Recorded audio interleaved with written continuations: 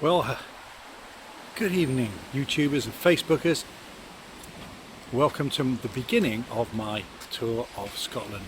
I'm here in South Shields and standing outside the Sir William Fox Hotel in South Shields, which can be described as quaint, but our room's quite spacious and it makes the best of most of what it has, and the room's clean at least. But the best thing about our room, which is behind me here on the ground floor, is that it is fantastically cool. We got here on a baking hot afternoon, hundreds of miles on the motorway, and it was absolutely baking.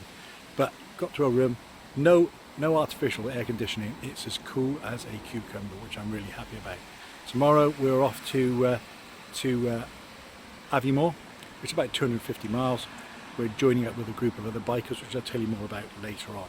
So I shall be seeing you tomorrow. I might get a bit of footage in the Grampians, if you're lucky. See you later. Hello Facebookers, first day of our Scottish tour vlog supplemental. We've just been out to South Shields nightlife. Well, actually we're not quite in South Shields, we're just a little bit away from the town centre in a place called Westow Village. So we're quite hungry after a day's ride, so we thought we'd go to the nearest pub grub type place. Sort of one of these sizzlers or whatever they're called, and it was shut at 6:30 on a Saturday night. So we walked to another pub, I sat down, had a drink. They didn't do any food, so then on our way back to the hotel, thinking we might order a takeaway, we noticed this bistro place, and it had lots of balloons and such outside, but all the windows were wiped out so you couldn't see in, and there was no noise, no sound coming from it. So we thought maybe it was a wedding, so I looked it up on the web, and they'd only opened the day before. So let's give it a try, we'll help them out. So went inside, the place was absolutely buzzing, right, full of people. This is where everybody was. So have you booked? No, sorry, there's nothing available till 9 o'clock. Great.